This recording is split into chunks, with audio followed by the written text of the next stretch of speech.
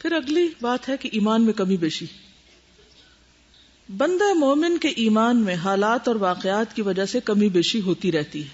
ٹھیک ہے، ایمان میں کمی بیشی ہوتی رہتی ہے. یہ بڑی اہم بات ہے سمجھنے کی.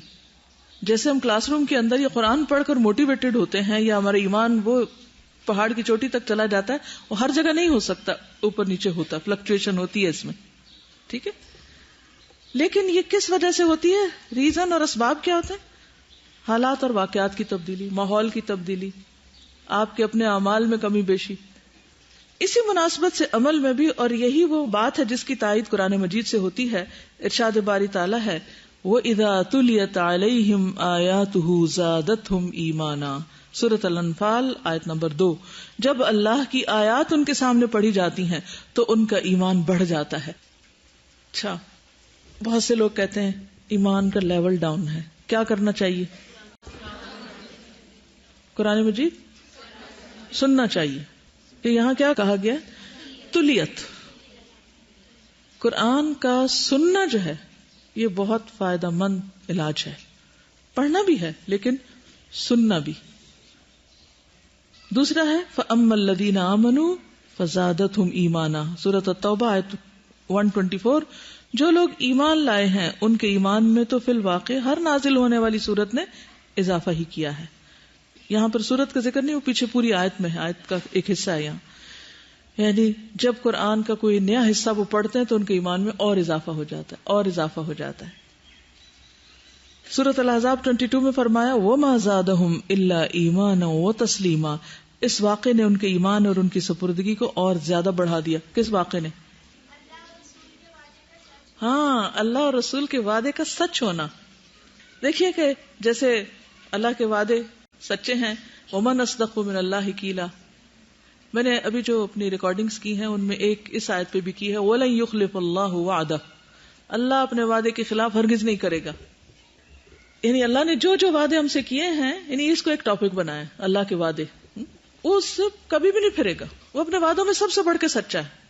تو جب اللہ تعالیٰ کو وعدہ کرتا ہے کہ تم اللہ کے راستے میں نکلو گے تو میں تمہارا ضامن ہوں اور تم میری امان میں ہو، تمہارے سے وعدہ ہے میرا کہ یا تو میں تمہیں دنیا کا فائدہ دے کے لوٹاؤں گا، یا پھر اگر تمہاری جان بھی گئی تو آخرت کی جنت تو کہیں نہیں گئی. اب بعض اوقات ایسا ہوتا ہے کہ انسان سچے دل سے نکلتا ہے اور دنیا میں اس کو اللہ کی مدد آتی ہے، بعض اوقات مشکل کے بعد آتی ہے.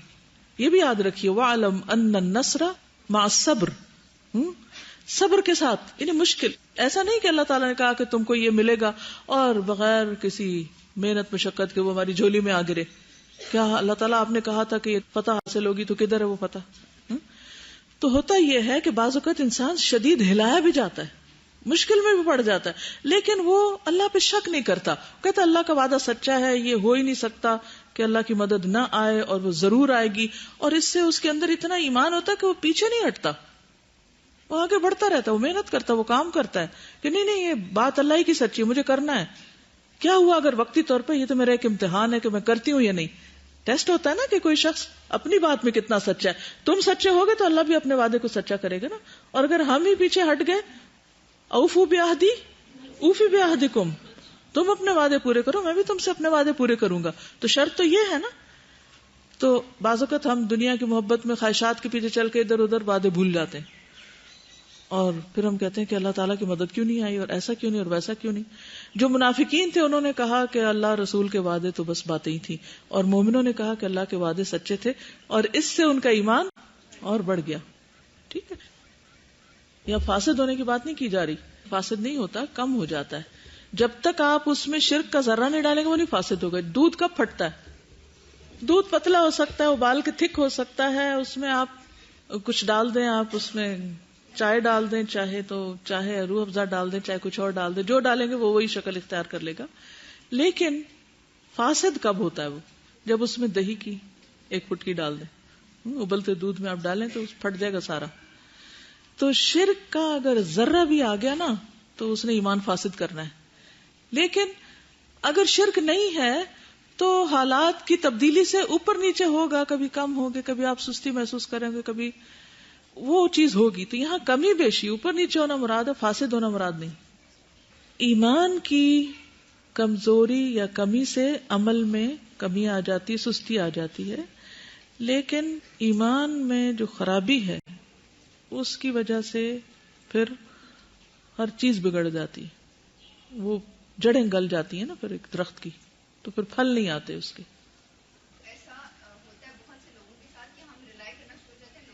نہیں، وہ اس طرح رلائی نہیں کرتے کہ بس یہی میرے مائی باپ ہیں اور یہی سب کچھ کر دیں گے میرے لیے. نہیں، وہ ان کا ہوتا ہے کہ وتواصوا بالحق کریں، وتواصوا بالصبر کریں. وہ اس لیے ایک دوسرے سے مدد لیتے ہیں، اس لیے نہیں کہ وہ اللہ کو چھوڑ کر یا اللہ کے ساتھ انہیں شریک کر رہے ہوتے ہیں. کیونکہ یہ بھی تو چیز ہے نا، اچھی مجلس، اچھی جو صحبت، یہ ساری چیزیں بھی تو ایمان میں اضافہ کرتی ہیں نا. تو نیکسٹ ٹائم جب آپ سمجھیں کہ ایمان کمزور ہو رہا ہے تو کیا کریں گے؟ قرآن سے متعلق، پھر ذکر، اچھے تلاوت، ایمان والوں کے ساتھ بیٹھنا. وہ صحابہ کہتے تھے نا، آؤ ایک لمحے کے لیے ایمان لے آئیں. تو وہ نیک لوگوں کی کمپنی جو ہے وہ بھی انسان کے ایمان کو بڑھاتی ہے. اللہ تعالیٰ کی نشانیوں پر غور و فکر، کیونکہ یہ جو اللہ کی نشانیاں جب نظر آتی ہیں تو اس سے بھی انسان کے اندر اللہ کی معرفت میں اور اضافہ ہوتا ہے، اور وہ معرفت انسان کے ایمان میں اضافے کا ذریعہ بنتی ہے. یعنی کچھ نہ کچھ اٹھ کے انسان کرے، ہاتھ پاؤں چھوڑ کے بیٹھ نہ جائے. ٹھیک ہے. اب آپ دیکھیے کہ ایمان میں کمی کیوں آتی، اس پہ بھی غور کرنا چاہیے نا. ایمان میں کمی آتی ہے پھر حالات اور اسباب کی وجہ سے، ماحول کی وجہ سے. اگر آپ ایسے لوگوں میں ہیں جو آپ کو ڈرائیں، مثلاً کہ دیکھو اگر تم نے اس چیز پر عمل کیا تو ایسا ہو جائے گا، تمہارے ساتھ ویسا ہو جائے، تو انسان پھر گھبرانے لگتا ہے. لیکن جو ایمان کی حرارت باقی ہوتی ہے تو انسان کہتا ہے چھوڑو نہیں، یہ کوئی بات نہیں، اللہ کے وعدے سچے ہیں اور ایسا نہیں ہو سکتا. مثلاً قرآن مجید سورۃ آل عمران میں 173 میں اللہ تعالیٰ فرماتے ہیں الذین قال لهم الناس ان الناس قد جمعوا لكم فاخشوهم فزادهم ایمانا وقالوا حسبنا اللہ ونعم الوکیل. کہ لوگوں کی باتیں ان پہ اثر نہیں پر کرتی، لوگ ان کو ڈراتے ہیں تو یا تو اثر قبول کر کے بزدل ہو جائیں گے، اور یا پھر وہ کیا کہیں گے، ان کو کوئی بات یاد آ جائے گی، کہیں گے نو، ان کے اوپر وہ باتیں ریورس افیکٹ رکھتی ہیں. جن کا ایمان سچا پکا ہوتا ہے نا، تو جب لوگ ایسی الٹی باتیں کر رہے ہوتے تو وہ اور زیادہ الرٹ ہو جاتے ہیں. اور ڈرنے کا علاج کس سے کرتے ہیں؟ حسبنا اللہ ونعم الوکیل. یہ وہ لوگ ہیں کہ جب لوگوں نے ان سے کہا کہ لوگوں نے تمہارے مقابلے میں ایک بڑا لشکر جمع کر لیا ہے، لہٰذا ان سے بچو، ان سے ڈرو، تو ان کا ایمان اور بھی زیادہ ہو گیا، کہنے لگے اللہ ہی ہم کو کافی ہے اور وہ بہت اچھا کارساز ہے. پھر سورۃ الفتح آیت 4 میں ہے هو الذی انزل السکینۃ فی قلوب المؤمنین لیزدادوا ایمانا مع ایمانہم. وہی تو ہے جس نے مومنوں کے دلوں میں اطمینان ڈال دیا تاکہ وہ اپنے ایمان کے ساتھ مزید ایمان کا اضافہ کر لیں. یہ کب ہوا تھا؟ صلح حدیبیہ کے موقع پر. اچھا، اللہ کی سکینت کہاں اترتی ہے؟ اب آپ پوچھیں گے وہ تو صلح حدیبیہ میں لوگ گئے تھے، ویسے کہاں اترتی ہے؟ کچھ معلوم ہے آپ کو؟ علم کی مجلسوں میں سکینت اترتی ہے، اسی لیے سو بھی جاتے ہیں کبھی کبھی، قلم ہاتھ سے چھوٹنے لگتے ہیں. جی، تو یہ کون ڈالتا ہے سکینت؟ اللہ ڈالتا ہے نا.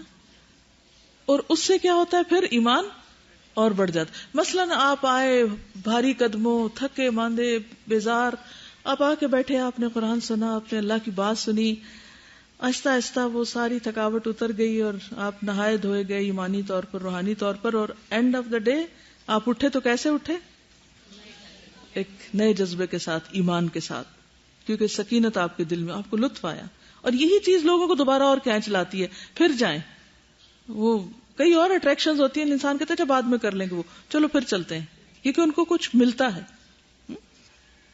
پھر اسی طرح سورۃ المدثر آیت 31 میں آتا ہے وَمَا جَعَلْنَا أَصْحَابَ النَّارِ إِلَّا مَلَائِكَةً وَمَا جَعَلْنَا عِدَّتَهُمْ إِلَّا فِتْنَةً لِلَّذِينَ كَفَرُوا لِيَسْتَيْقِنَ الَّذِينَ أُوتُوا الْكِتَابَ وَيَزْدَادَ الَّذِينَ آمَنُوا ایمانا. ہم نے دوزخ کے محافظ فرشتوں ہی کو بنایا اور ان کی تعداد کو وہ 19 والی جو تھی کافروں کے لیے آزمائش بنا دیا تاکہ اہل کتاب کو یقین آ جائے اور ایمان والوں کا ایمان زیادہ ہو جائے. اس کے پیچھے بھی ایک واقعہ ہے، سورۃ المدثر کی تفسیر میں پڑھا ہوگا آپ نے، کہ جب آپ نے بتایا کہ جہنم پر 19 فرشتے مقرر تھے، مذاق اڑانے لگے کفار، تو اس کا جواب ہے کہ ایمان والوں کا ایمان اور بڑھ گیا. یعنی ایک ہی بات جس کا ایمان اچھا ہوتا ہے اس کے ایمان میں اضافہ کر دیتی ہے، اور جو بگڑا ہوا ہوتا ہے، خراب منافق ہوتا ہے، اس کو اور زیادہ ڈاؤن لے جاتی. تو ایمان کیا ہوا؟ قول اور عمل یزید و ینقص. اب تک ہم نے یہ بات پڑھی. پہلے حصے میں کیا پڑھا تھا؟ ایمان قول اور عمل دونوں میں ہوتا ہے, اور ایمان کم بھی ہوتا ہے اور زیادہ بھی ہوتا ہے, بڑھتا بھی ہے اور گھٹتا بھی ہے. عمر بن عبدالعزیز نے عدی بن عدی کو لکھا, ایمان کے اندر کتنے ہی فرائض اور عقائد ہیں, حدود ہیں, مستحب اور مسنون باتیں ہیں, جو سب ایمان میں داخل ہیں. پس جو ان کو پورا کرے اس نے اپنا ایمان پورا کر لیا, اور جو پورے طور پر ان کا لحاظ رکھے نہ ان کو پورا کرے اس نے اپنا ایمان پورا نہیں کیا. پس اگر میں زندہ رہا تو ان سب کی تفصیلی معلومات تم کو بتاؤں گا تاکہ تم ان پر عمل کرو, اور اگر میں مر گیا تو مجھے تمہاری صحبت میں زندہ رہنے کی خواہش نہیں. انشاءاللہ آپ شعب الایمان پڑھیں گے, ایمان کی شاخیں کتنی ہیں اور کون کون سے کام ایمان میں داخل ہیں. اور بخاری جنہوں نے پڑھی ہے یا پڑھ رہے ہیں انہوں نے بھی دیکھا ہوگا کہ کتاب الایمان جو ہے اس میں کتنے ہی اعمال ایسے ہیں جن کو ایمان کا حصہ بتایا گیا ہے. سوال ہے کیا ایمان پرانا ہو جاتا ہے؟ حدیث سنائی تھی آپ کو. جی ہاں, کیا تھی حدیث؟ ان الایمان لا یخلق فی جوف احدکم کما یخلق الثوب فاسألوا اللہ ان یجدد الایمان فی قلوبکم. ایمان تمہارے پیٹوں میں اسی طرح پرانا ہو جاتا ہے جیسے کپڑا پرانا ہو جاتا ہے باہر جسم پہ, یعنی سو تم اللہ تعالیٰ سے سوال کیا کرو کہ وہ تمہارے دلوں میں ایمان کی تجدید کرتا رہے, اللہ تمہارا ایمان تازہ کر دے. تو یہ دعا کرنی ہے آپ نے, کیا جب محسوس ہو کہ پرانا ہو گیا تو کیا کریں, یا اللہ نیا کر دے. السلسلۃ الصحیحہ 1585. جوف کا لفظ آیا نا, فی جوف احدکم, تو جوف جو ہے خلا, خالی جگہ پہ آتا ہے, ٹھیک ہے, یعنی کیوٹی جیسے آتا ہے. تو سینہ جو ہے وہ ایک طرح سے کیوٹی ہے, دل اس کے اندر ہے, تو سینے کے اندر ہے, تو یہ سارا حصہ جو ہے نیچے تک. اسی لیے وہ جو حدیث ہے نا جس میں فرمایا کہ حیا کرو اللہ تعالیٰ سے جس طرح حیا کہا کہ, تو لوگوں نے کہا ہم حیا کرتے ہیں, تو آپ نے فرمایا نہیں, حیا یہ کہ تم سر اور جو کچھ اس کے اندر ہے اس کی حفاظت کرو, اور پیٹ اور جو کچھ اس کے اندر ہے. تو پیٹ میں پھر کھانا پینا, شرمگاہ, دل, یہ ساری چیزیں مراد لی جاتی ہیں, یعنی دلوں کے خیالات اور ہر چیز. پھر ایمان کی کمی کا خوف ہونا چاہیے کہ کہیں ہمارا ایمان کو نقصان نہ ہو, کہیں کوئی ایسا فتنہ یا آزمائش نہ آئے, یا ہم یہاں سے نکلیں گے کورس چھٹے گا پھر ہمارا کیا ہوگا, کہیں کچھ ہم پھر نہ پھسل جائیں. ہونا چاہیے کہ نہیں ہونا چاہیے؟ ہونا چاہیے. ابن ابی ملیکہ کہتے ہیں میں نے نبی صلی اللہ علیہ وسلم کے 30 صحابہ سے ملاقات کی, 30. ان میں سے ہر ایک کو اپنے اوپر نفاق کا ڈر لگا رہتا تھا. ان میں کوئی یوں نہیں کہتا تھا کہ میرا ایمان جبریل اور میکائیل کے برابر ہے. کوئی یہ نہیں کہتا تھا کہ میرا ایمان ان کی طرح ہے, فرشتوں کے ایمان کی طرح. ہر ایک کو ڈر لگا رہتا تھا. تو ہمیں ڈرتے رہنا چاہیے, یعنی مسلسل واچ کرنا چاہیے اپنے دل کی حالت کو. ذرا سا بھی نیچے ہو تو فوراً دیکھنا چاہیے کیوں ہوا ایسے, یہ ہوا کیوں. ہر وقت اپنے اوپر آنکھیں خود لگائے رکھیں کہ کیا ہو رہا ہے مجھے, کیوں ہو رہا ہے, کیا چیزیں بڑھاتی ہیں, کیا چیزیں گھٹاتی ہیں, کون سی ایسی چیز کی کہ وہ گھٹ گیا. بی پی تو ہم ہر وقت چیک کرے رہتے ہیں, شوگر تو ہر وقت چیک کرتے ہیں کہ مر نہ جائیں.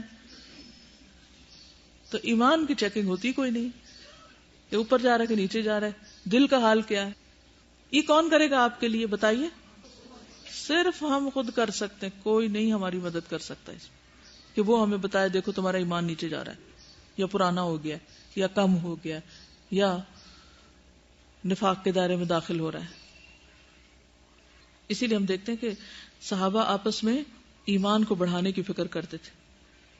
تو حضرت معاذ نے کہا ایک مرتبہ, بخاری کی روایت ہے, اجلس بنا نؤمن ساعہ, ایک صحابی سے کہا کہ آؤ ایک لمحے کے لیے بیٹھو تاکہ ہم ایمان لے آئیں, یعنی ایمان کی باتیں کریں.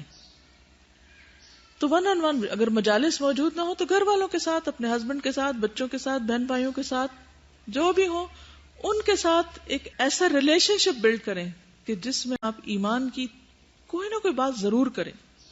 یعنی میک شور کہ دن میں ایک مرتبہ اپنے قریبی عزیز پیاروں کے ساتھ کوئی نہ کوئی ایسی بات ضرور ہو جس سے آپ کا ایمان جاگتا رہے, اس کو غذا ملتی رہے.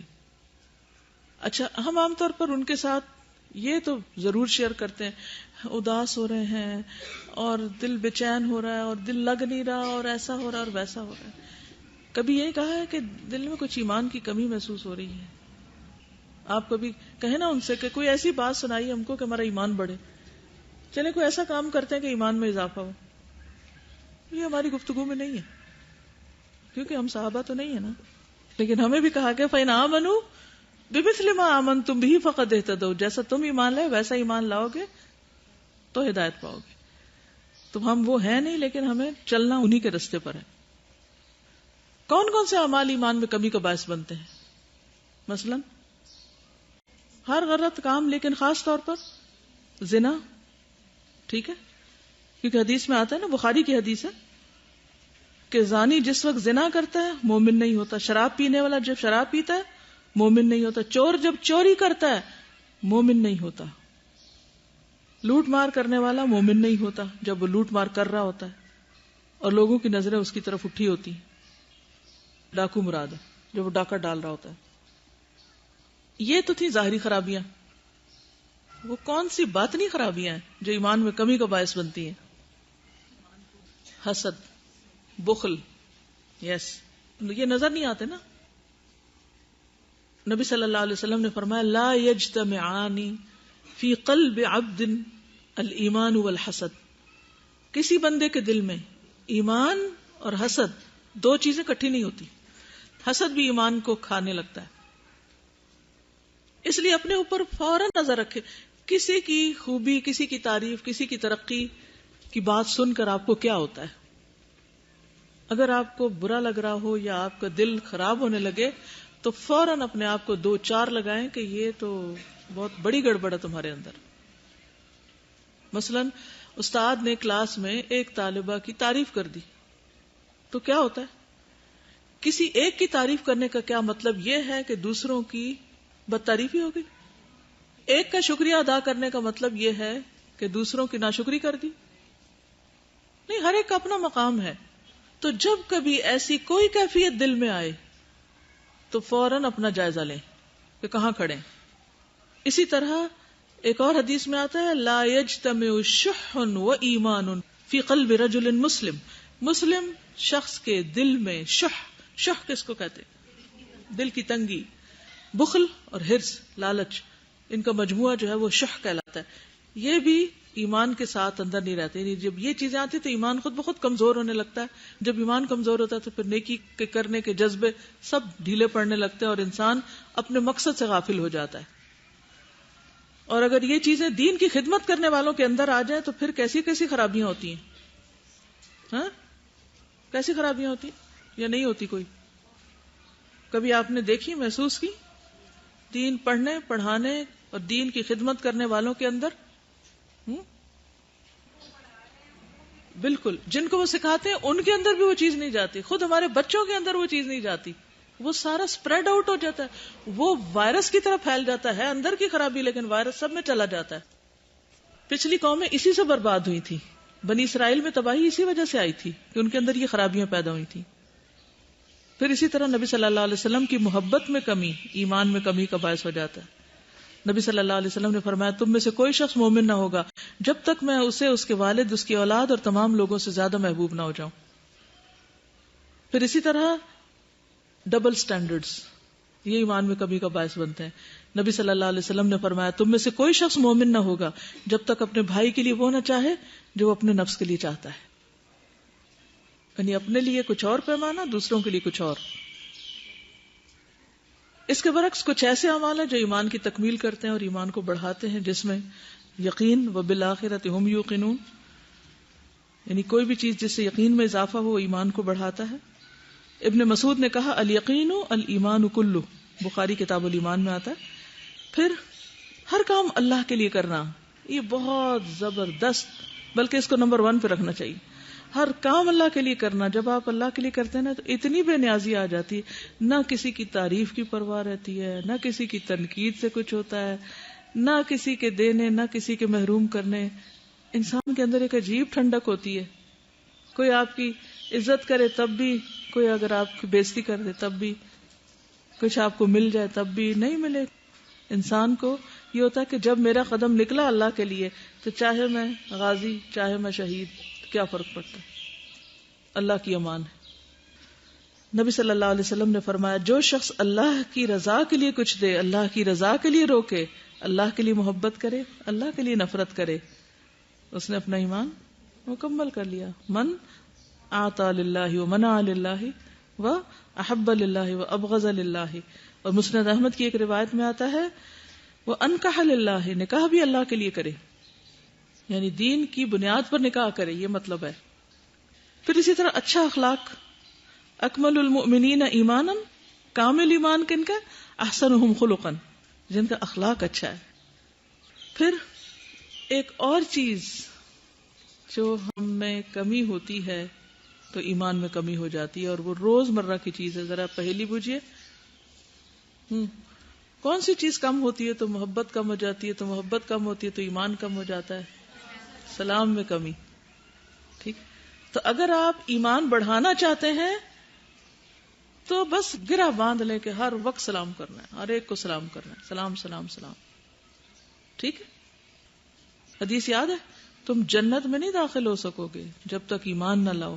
تم ایمان نہیں لا سکتے جب تک آپس میں محبت نہ کرو. تمہیں ایسی بات نہ بتاؤں، جب تم اس پر عمل کرو گے تو تمہارے درمیان محبت پیدا ہو جائے گی. دیکھیے، اگر آپ کہتے ہیں نا کہ آپ کے اور آپ کے ہسبینڈ کے بیچ میں محبت نہیں، تو سلام کثرت سے شروع کر دیں. آپ سمجھے نا کہ بچے آپ سے محبت نہیں کرتے تو کثرت سے سلام شروع کر دیں. کسی سے بھی اگر آپ کو شکایت ہے نا، آپ اس نسخے کو، کیونکہ اللہ کی بات، اس کے رسول کی بات سب سے سچی بات ہے.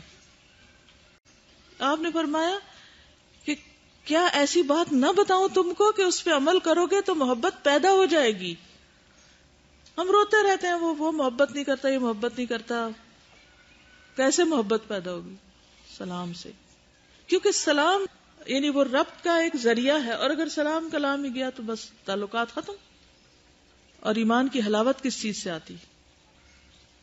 اللہ رسول سب سے زیادہ پیارے ہو جائیں، کسی انسان کے لیے بس اللہ کی خاطر محبت ہو، کوئی اور غرض نہ ہو.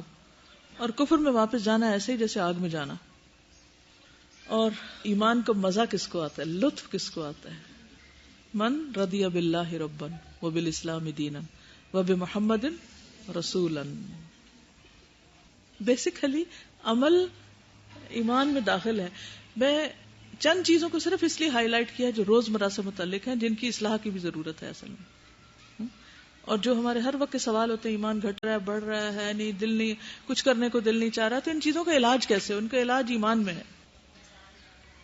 اعمال میں جو دوام ہے، جیسے روز کی 5 نمازیں ہیں، تو یہ کیا ہوتا ہے، ایک نماز سے دوسری نماز تک بیٹری ڈاؤن ہوتی ہے، پھر چارج کر لیتے ہیں، پھر ڈاؤن ہوتی ہے، پھر چارج کرتے ہیں، تو یہ بڑھاتی رہتی ہے. اچھا، چونکہ یہ روزمرہ کا معمول بن جاتا ہے تو بعض اوقات ہمیں پتہ نہیں چلتا کہ ہماری کمی بیشی کیا ہوئی. پھر اللہ تعالیٰ ہفتے میں ایک دن جمعے کا دن دے دیتے ہیں، پھر سال میں رمضان آ جاتا ہے، پھر رمضان کا آخری عشرہ آ جاتا ہے، پھر ذوالحج کا عشرہ آ جاتا ہے، پھر مختلف نیکی کے کام. تو یہ ساری چیزیں ہمیں اللہ کے قریب کرتی رہتی ہیں. اب اگلی چیز آئے گی کہ ایمان کا انسانی زندگی پہ کیا اثر ہوتا ہے. ایمان ہو تو کیا ہوتا ہے، نہ ہو تو کیا ہوتا ہے. تو میں آپ سے کسی چیز کا تقاضا نہیں کرتی، عملی زندگی میں گھر والوں کو ہر ایک کو سلام کرنا شروع کر دیں بس. جزاکم اللہ خیرا. سبحانک اللہم و بحمدک، نشہد ان لا الہ الا انت، استغفرک و اتوب الیک. السلام علیکم و رحمۃ اللہ وبرکاتہ.